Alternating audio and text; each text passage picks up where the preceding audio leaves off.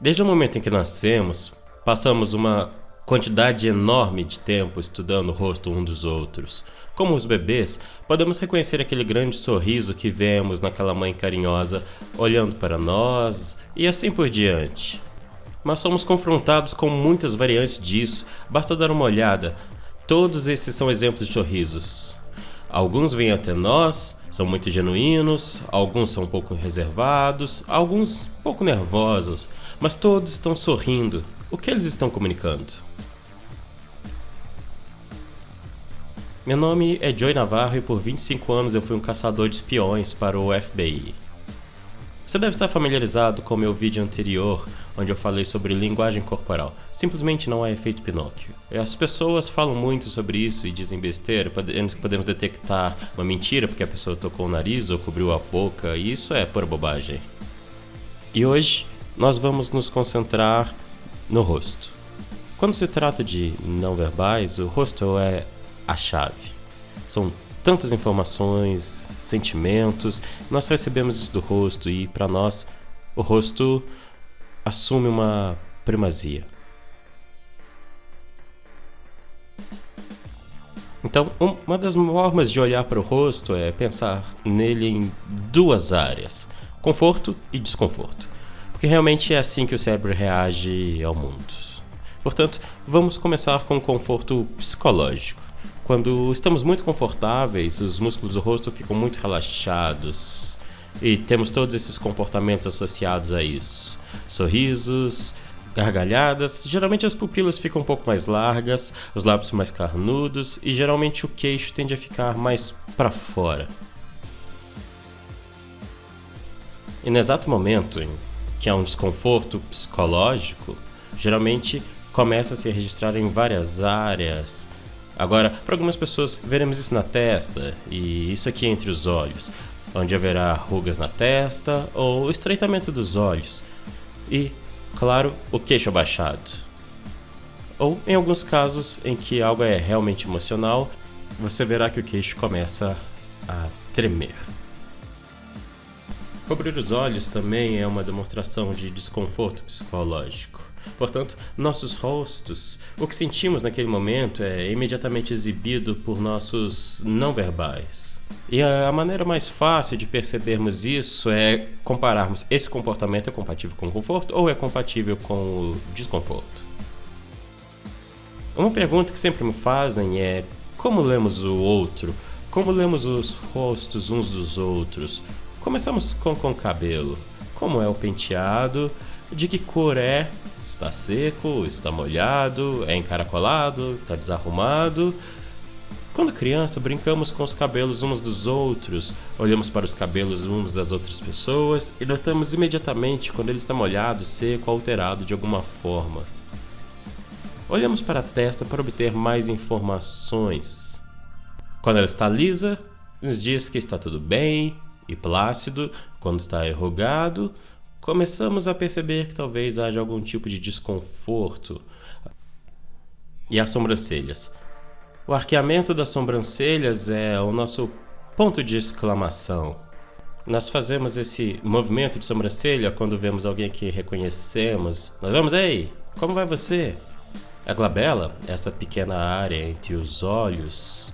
Alguém nos diz algo que nós não gostamos e podemos olhar para isso e vamos perceber que os olhos estão semicerrados. O nariz, nós franzimos o nariz para cima. Fazemos aquele nariz de coelho. Por volta de 3 meses de idade, os bebês já estão fazendo isso. Quando nós fazemos algo e que eles não gostam. E depois, há os lábios, que transmitem muita informação. Talvez com a mesma frequência que os olhos. Sou questionado sobre sorrisos. Temos sorriso social.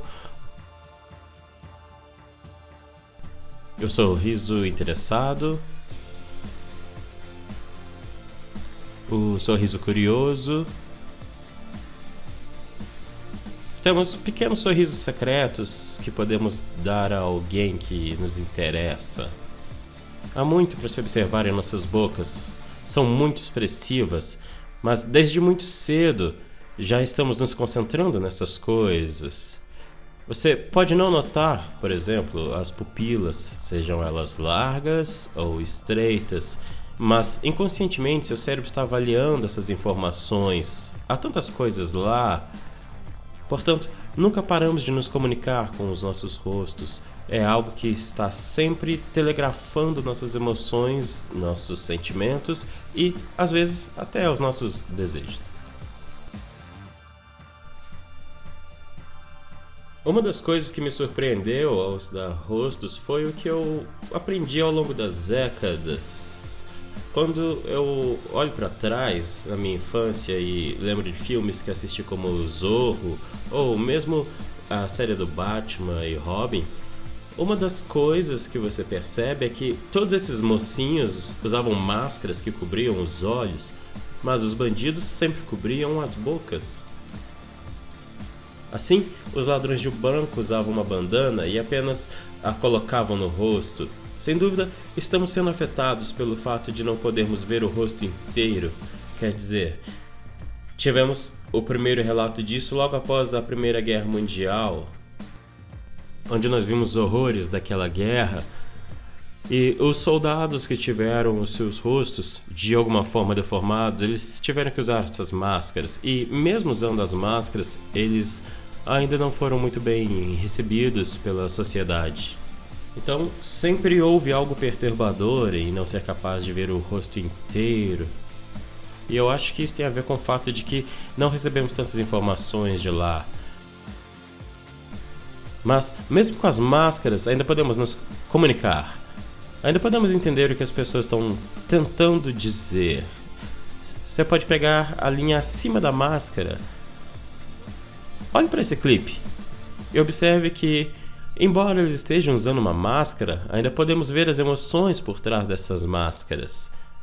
Ainda podemos decodificar esse rosto.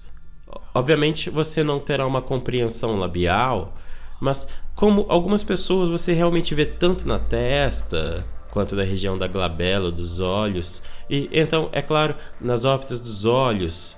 Há muito estrabismo. Portanto, para algumas pessoas, não importa que você não possa ver sua boca. Você será capaz de compreender o rosto.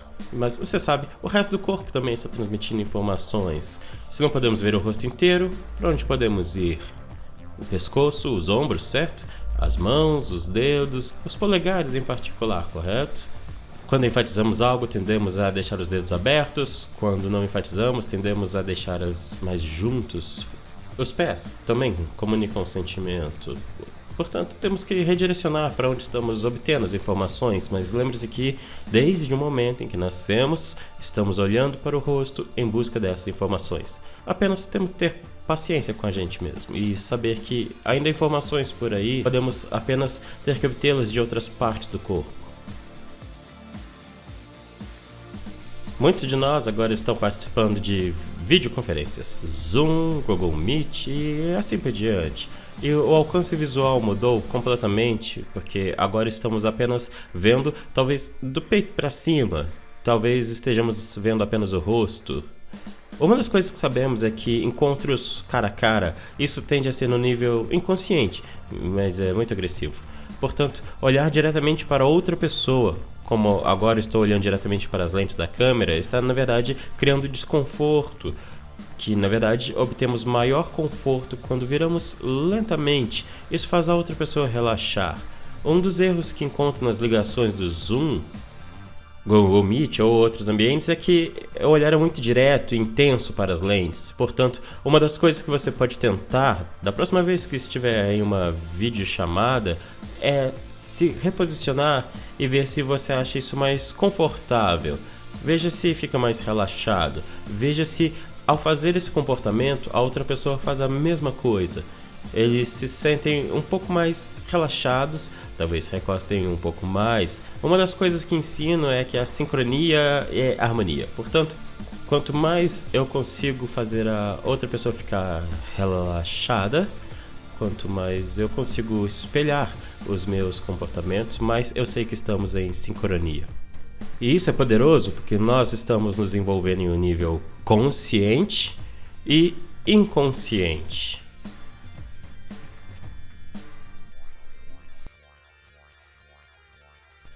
Então, cerca de 30 anos atrás, enquanto eu ainda, trabalhava para o FBI, conduzia milhares de entrevistas, comecei a perceber que havia momentos em que eu olhava para um rosto e havia algo estranho ali. Eu não conseguia identificar o que estava vendo. E, então, eu comecei a pensar sobre o conceito de quiralidade. E quiralidade, geralmente, em química, significa quando você dobra algo sobre ele e parece que vai se dobrar perfeitamente, mas na verdade não se encaixa. E foi isso que eu descobri com o rosto. Às vezes, quando alguém se apresenta de uma maneira muito complicada de analisar, é porque, em geral, os seus rostos estão, na verdade, mostrando duas emoções, uma esquerda, uma direita, e se você dividir o rosto ao meio e apenas cobrir uma metade do rosto, você será capaz de ver mais claramente o que são as emoções específicas. Dê uma olhada nessas fotos. Agora, essas fotos foram tiradas em momentos de grande carga emocional. E quando você vê o rosto pela primeira vez, pode olhar para ele e dizer, bem, algo acontecendo ali. Mas não é até que você cubra perfeitamente uma metade e então cubra a outra metade. E aí você vai começar a ver as diferenças grosseiras reais. Normalmente, quando sentimos uma emoção, a vemos plena em ambos os lados do rosto. Mas como não vemos toda a emoção em todo o rosto, precisamos nos concentrar nisso e determinar por quê. Porque algo não está certo.